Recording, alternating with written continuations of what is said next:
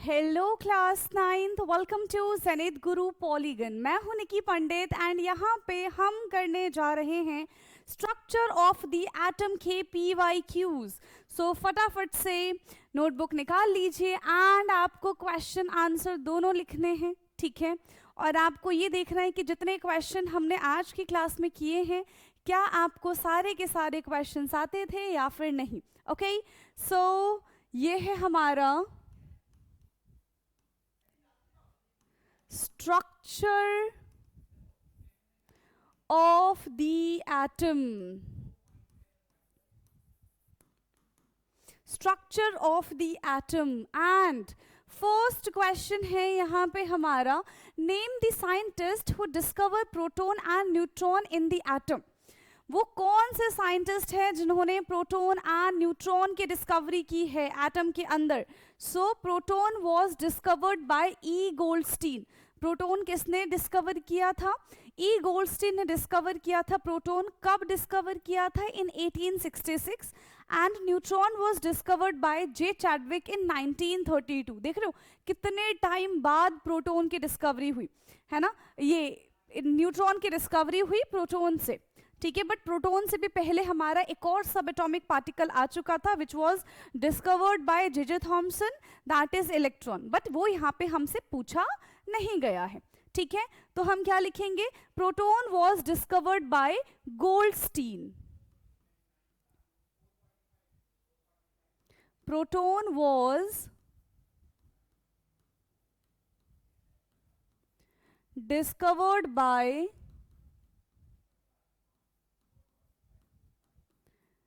E Goldstein in, कब किया गया था? In 1866। and neutron was discovered by J Chadwick and neutron was discovered by J Chadwick in 1932. J Chadwick in 1932. So this is question number 1. क्या आपको ये question समझ में आया है ना? Proton was discovered by E. Goldstein 1866 and neutron was discovered by J. Chadwick in 1932. Okay, let's move to another question. Question number 2. क्या है question number 2? What is the contribution of Bohr and Bury together in the structure of atom? Bore and बरी का क्या contribution था structure of the atom में? Yes, so bore and बरी ना, इन्होंने हमें इलेक्ट्रॉन का डिस्ट्रीब्यूशन सिखाया, ठीक है। एंड इन्होंने फॉर्मूला भी दिया, दैट इज 2n², ठीक है। सो बोर एंड बरी give the distribution of electron. Bore and बरी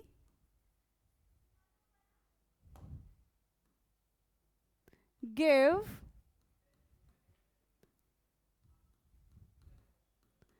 distribution, Bohr and Bury give, not given, it's give, है ना, give distribution of electron, distribution of electrons, distribution of electrons into different atoms, into different atoms, ठीक है। different atoms में किस तरीके से electrons को हम फिल करेंगे? and he gave the formula 2n² by giving formula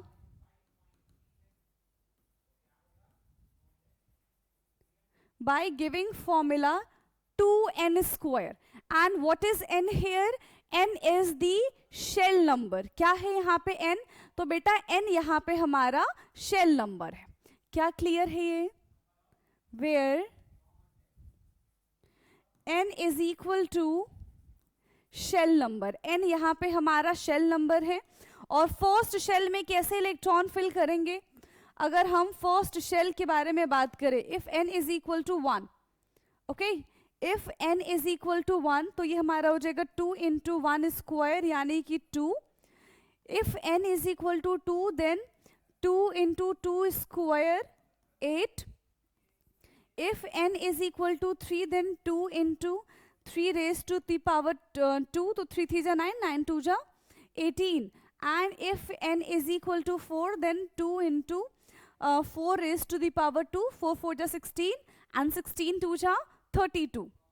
तो यहाँ पे हमारा 32 इलेक्ट्रॉन. इस तरीके से अकॉर्डिंग टू बोर एंड बरी इतने इतने शेल में ये इलेक्ट्रॉन्स अकोमोडेट हो सकते हैं. ठीक है. And number of electrons fill करने का तरीका क्या है कि पहले हम उसमें इलेक्ट्रॉन्स को फिल करेंगे which have the lowest energy. ठीक है. जैसे जैसे एनर्जी बढ़ते जाएगी वैसे वैसे हम आगे आगे शेल में चलते चले जाएंगे. क्या इतना क्लियर है? यस क्या इतना क्लियर है? नेक्स्ट क्वेश्चन पे बढ़ जाएं अब हम. So question number 3. Question number 3 is atomic mass exists as whole number, right? Why do we write atomic mass of chlorine as 35.5 U? जब हमको पता है कि हर एक एटम का एटॉमिक नंबर होल मास में लिखा जाता है, देन क्लोरीन का एटॉमिक मास हमारा 35.5 क्यों है? बताएंगे आप इसका आंसर? यस, क्लोरीन का मास 35.5 क्यों है? Just because of its 2 isotope. है ना, यहाँ पे 2 आइसोटोप्स क्लोरीन के प्रेजेंट होते हैं जिनका एवरेज अगर हम मास निकालेंगे that will be equal to 35.5 U. ठीक है. So chlorine has 2 isotope.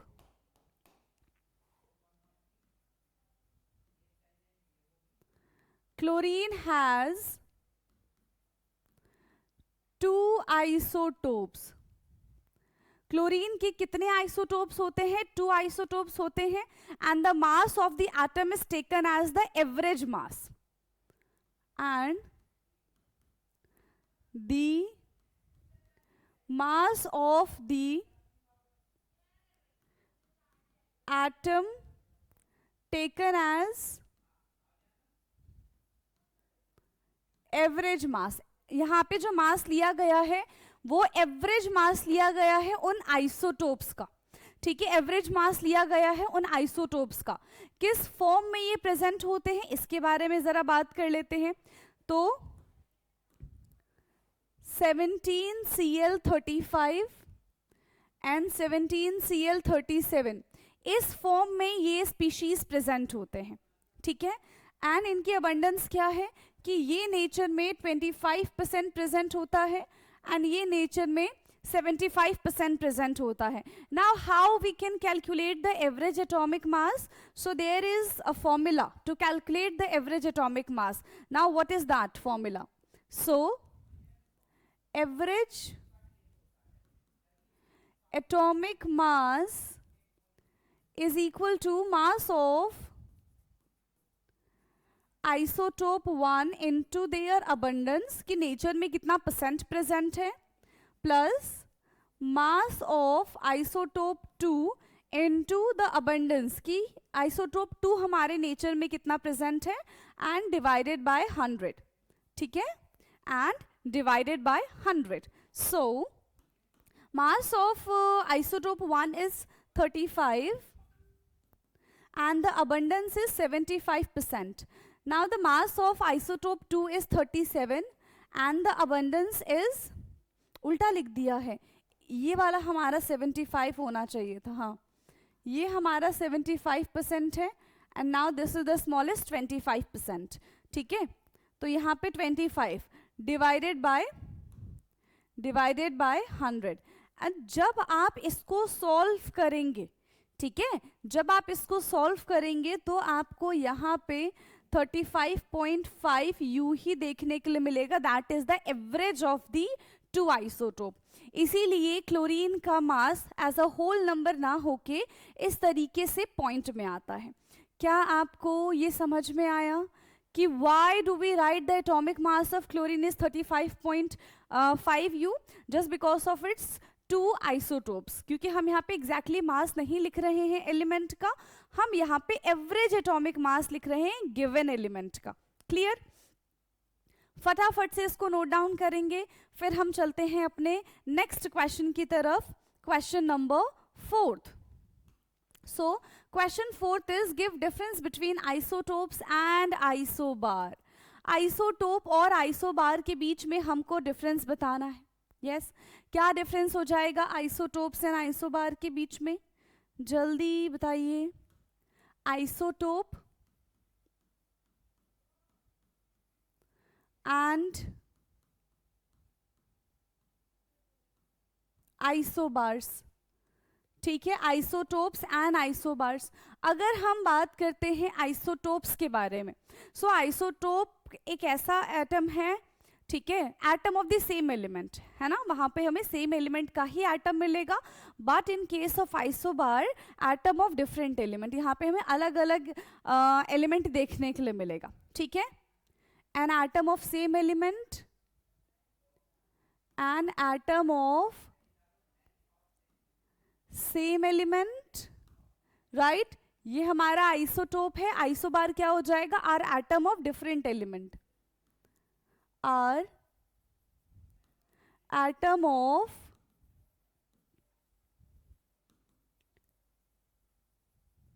Different element. Second point क्या होगा? Isotope have the same atomic number, have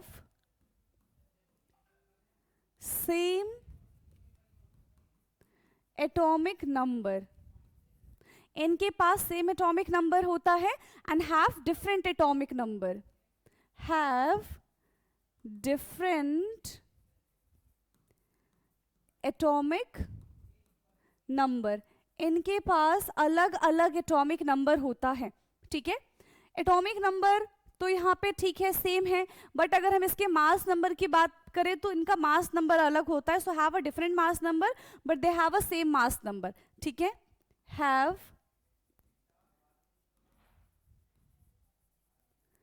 different mass number. इनका मास नंबर डिफरेंट होता है but they have a same mass number, have same mass number. क्या इतना clear है? अगर हम आइसोटोप्स के बारे में बात करें, so the number of protons and electron are same in the atom. And isobar के बारे में बात करें, so the number of proton and electron are not same in these atom. ठीक है, proton and electron are same in these atom. ठीक है, number of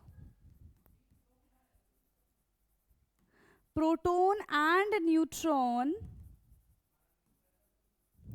are same in the atom, and in case of isobar the number of proton and neutron are not same in the number. Number of proton and neutron are not same in the atom.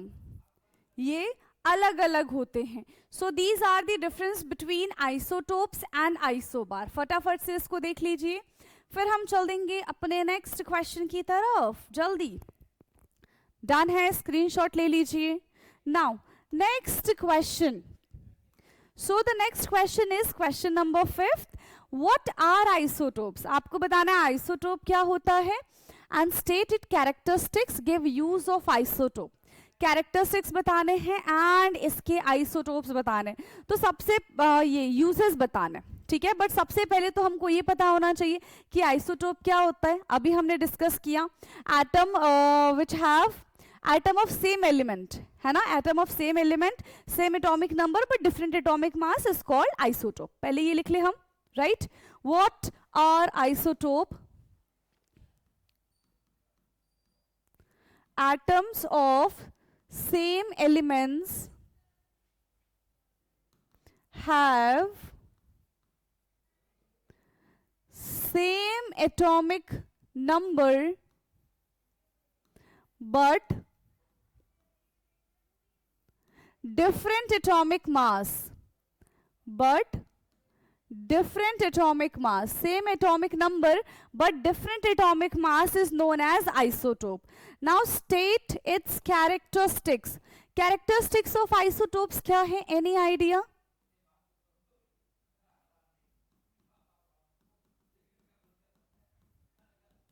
Yes, characteristics of isotopes क्या होंगे?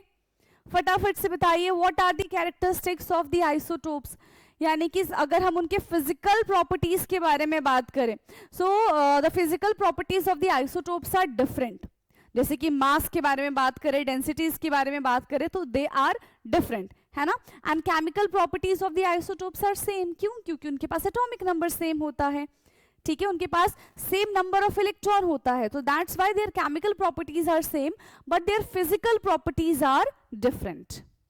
ठीक है, so physical properties of isotopes are different. Physical properties of isotopes are different. Physical properties of isotopes are different. Physical properties में जैसे हम बात करेंगे मास की, हम बात करेंगे डेंसिटी की. ठीक है, now will talk about the chemical properties. So the chemical properties of isotopes are same, है ना, due to the number of electrons. Clear है? So chemical properties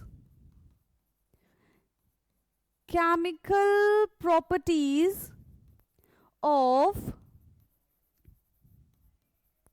isotopes are same due to the same number of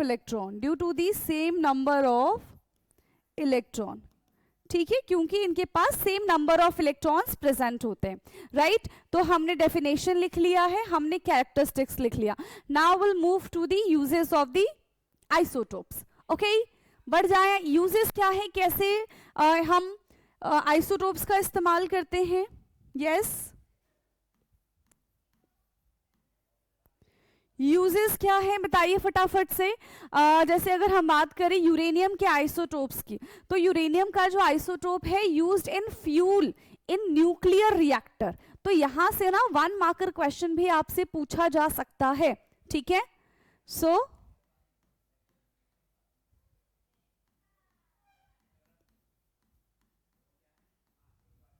uranium isotope is used as a fuel in nuclear reactor. ठीक है, इसको हम बोलते हैं U-235 is used as a nuclear reactor. ठीक है, दूसरा कोबाल्ट का आइसोटोप यूज किया जाता है as a treatment of cancer. cobalt isotope is used for treatment of cancer. ठीक है, कोबाल्ट का यूज किया जाता है ट्रीटमेंट ऑफ कैंसर में. कौन सा कोबाल्ट? कोबाल्ट 60. फिर हम बात करते हैं आयोडीन के बारे में. तो आयोडीन का इस्तेमाल किया जाता है in the treatment of goitre. Okay, so third one है हमारा iodine isotopes is used for the treatment of goitre. ठीक है, किस में इस्तेमाल किया जाता है? गोइटर में इस्तेमाल किया जाता है. So these are the uses. फटाफट से इसको देखिए, फिर हम चलते हैं अपने नेक्स्ट क्वेश्चन की तरफ. ओके, नाउ नेक्स्ट क्वेश्चन है हमारा question number 6. So question 6 is explain Rutherford alpha particle scattering experiment and give its observations and the conclusion drawn. ठीक है, तो हमको सबसे पहले रदरफोर्ड के अल्फा पार्टिकल स्कैटरिंग के बारे में बात करनी होगी कि इन्होंने क्या कहा था. हाँ, इन्होंने अपने एक्सपेरिमेंट करने के लिए ही take fast moving alpha particle, है ना, और साथ ही साथ उन्होंने गोल्ड फॉइल भी लिया था, ठीक है, and that particle have a +2 charge, और उसका मास कितना होता था अल्फा पार्टिकल का, दैट वाज 4u मास, है ना। तो ये सारी चीजें उन्होंने अपने एक्सपेरिमेंट के लिए ली, एंड वहां से उनका ऑब्जर्वेशन क्या रहा है, वहां से उनका कंक्लूजन क्या रहा है, ये हमको बताना है, ठीक है। So Rutherford alpha particle scattering experiment के बारे में बात करते हैं।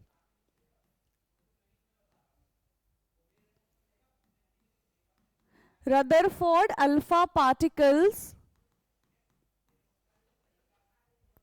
ठीक है, रदरफोर्ड अल्फा पार्टिकल्स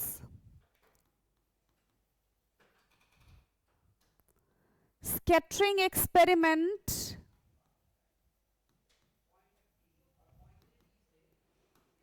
क्या है, अभी बताया ना, क्या था ये, बता दो जल्दी जल्दी। In this experiment, or for this experiment you can write, in this experiment fast moving alpha particles were made, fast moving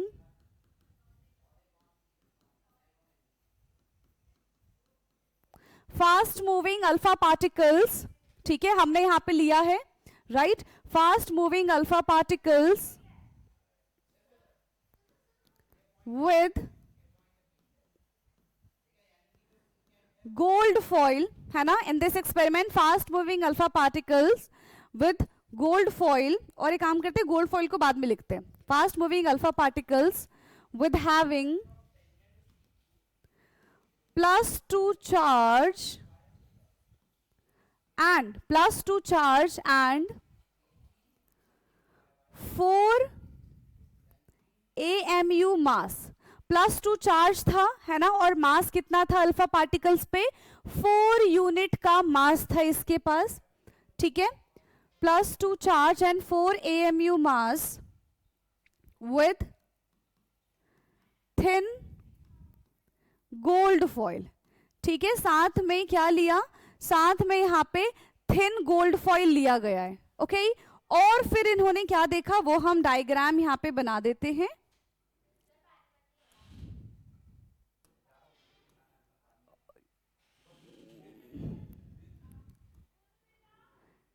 ये हमने यहां पे ये एटम बनाया है, ठीक है। अब इस एटम पे किस तरीके से रेज आ रही है उसके बारे में हम बात करेंगे, ठीक है। बहुत सारी रेज जो थी वो सीधी निकल गई, ठीक है, यहां पे क्या हुआ, बहुत सारी रेज जो थी वो सीधी निकल गई, ठीक है, कुछ जो रेज थी वो कुछ एंगल से डिफ्लेक्ट हो गए, कुछ जो रेज थे वो कुछ एंगल से डिफ्लेक्ट हो गए, बट इतने सारे रेज में एक रेज ऐसा था जो गया और उसी डायरेक्शन से बाउंस बैक हो गया, ठीक है। अभी यहाँ पे एक ही दिखाया क्योंकि इतना सारा हम अल्फा पार्टिकल यहाँ पे नहीं शो कर सकते, ठीक है, इतने सारे हम अल्फा पार्टिकल यहाँ पे शो नहीं कर सकते, this is the alpha particle ना, ये फास्ट मूविंग अल्फा पार्टिकल्स है, ठीक है, this is the fast moving alpha particles. अब इसी से रिलेटेड हमको ऑब्जर्वेशन लिखना है एंड कंक्लूजन लिखना है, okay. So now we will write observation,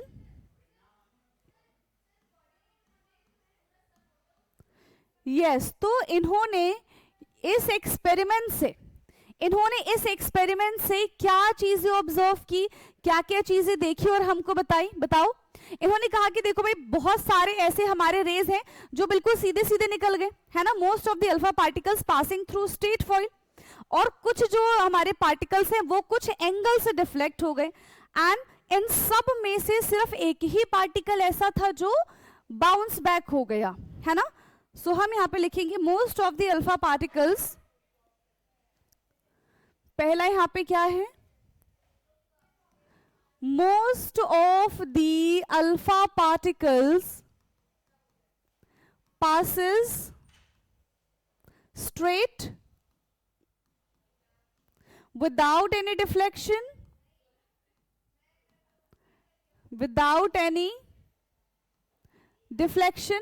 बहुत सारे अल्फा रेज जो है वो सीधे निकल गए बिना किसी डिफ्लेक्शन के, and some of the alpha particles were deflected by small angles, ठीक है, जबकि कुछ ऐसे अल्फा पार्टिकल जो थे वो थोड़े बहुत एंगल से डिफ्लेक्ट हो गए.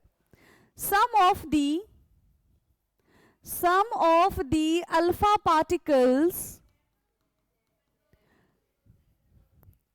deflected by very small angles.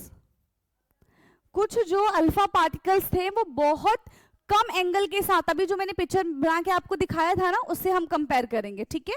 लेकिन आउट ऑफ एवरी 12,000 पार्टिकल्स, मतलब 12,000 में से हर एक पार्टिकल्स क्या हुआ था, रिबाउंड हुआ था, ठीक है. Out of every 12,000 particles, out of every 12,000 particles, one rays rebound. एक जो रे था वो क्या हो गया था, रिबाउंड हो रहा था हर 12,000 में से एक रेस. So this is the observation. Now will talk about the conclusion. उन्होंने पूरा कंक्लूड करके क्या बताया, यस उन्होंने इससे क्या कंक्लूजन निकाला, देखो, क्योंकि बहुत सारे अल्फा रेस जो थे वो ऐसे सीधे सीधे सीधे निकल के, that means most of the space inside the foil और inside the atom is empty. मतलब बहुत सारा स्पेस एटम के अंदर ऐसा है जो खाली है, ठीक है. Most of the space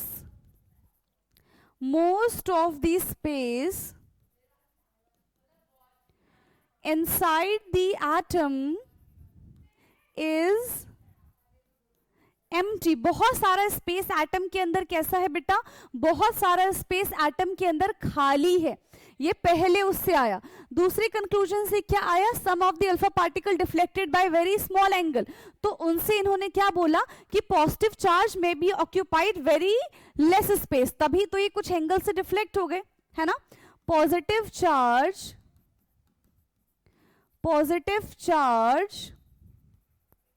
may be, positive charge may be, है ना, positive charge of atom may be occupied very little space. Positive charge may be occupied very little space. ये सेकेंड से आया. नाउ थर्ड वाले के बारे में बात करते हैं. थर्ड वाले में ऑब्जर्वेशन में क्या था कि हर 12,000 में से एक रेज ऐसी थी जो बाउंस बैक हो रही थी. इसका क्या मतलब है, इसका मतलब यह है कि एटम के सेंटर पे एटम का पूरा मास कॉन्सेंट्रेटेड है ना, स्मॉल वॉल्यूम, ठीक है. सो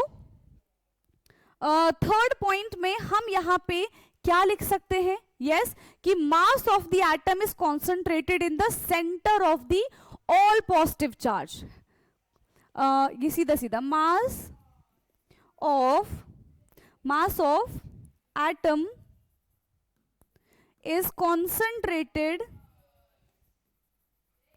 mass of atom is concentrated, जितना भी पॉजिटिव चार्ज है, ठीक है, positive charge is concentrated at the center of the atom, जिसको इन्होंने एक नाम दिया न्यूक्लियस. इसी न्यूक्लियस की वजह से, इसी भारी भरकम पॉजिटिव चार्ज की वजह से जो एक रे था वो वापस से बाउंस बैक हो रहा था. Okay, so this is the conclusion.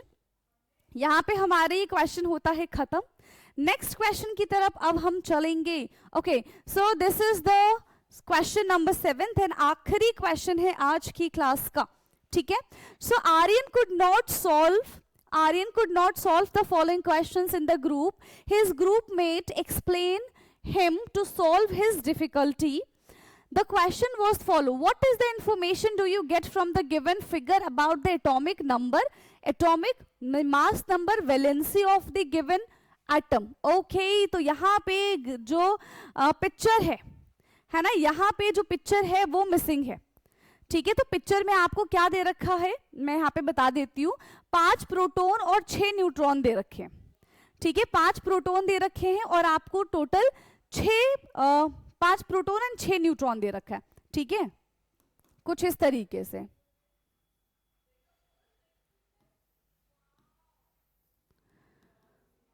5 proton and 6 neutron. इसका क्या मतलब है, 5 है तो 1 2 3 4 5, कुछ इसी तरीके से बनेगा, 5 प्रोटॉन एंड 6 न्यूट्रॉन।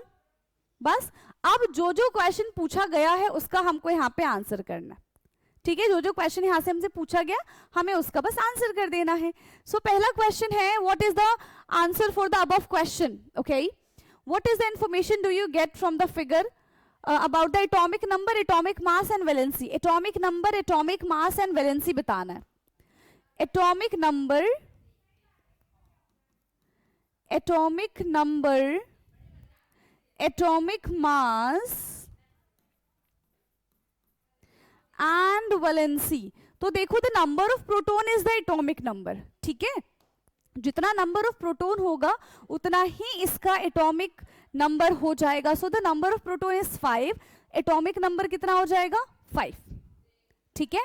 मास के बारे में बात करेंगे, so the mass is sum of proton plus neutron, यानी कि 5 + 6 कितना मास है यहाँ पे हमारा 11 मास है, ओके। वैलेंसी के बारे में अगर बात करें, सो लास्ट शेल में 3 इलेक्ट्रॉन्स इज प्रेजेंट, ठीक है। लास्ट शेल में कितने इलेक्ट्रॉन प्रेजेंट है, 3 इलेक्ट्रॉन प्रेजेंट है, तो इसकी वैलेंसी हमारी कितनी हो जाएगी 3 हो जाएगी। क्लियर है, क्या इतनी चीज क्लियर है, बता दो जल्दी जल्दी, बस हो गया। Name the element X. What is the value of the Aryan friends is reflected in this behavior? Okay. So, कौन सा ये एलिमेंट है? Yes, element X is 5th number पे कौन सा एलिमेंट आता है? Hydrogen, helium, lithium, beryllium and boron. कौन सा आता है बेटा? बोरोन आता है।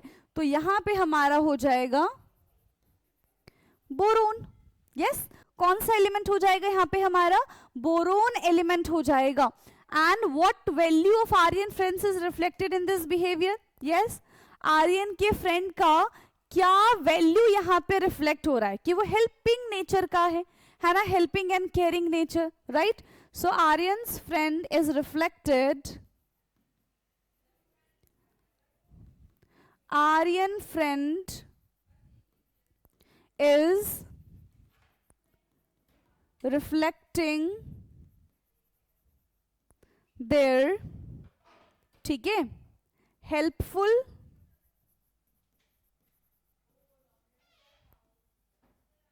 ठीक है, Aryan friend is reflecting their helpful and caring nature, है ना, helpful and caring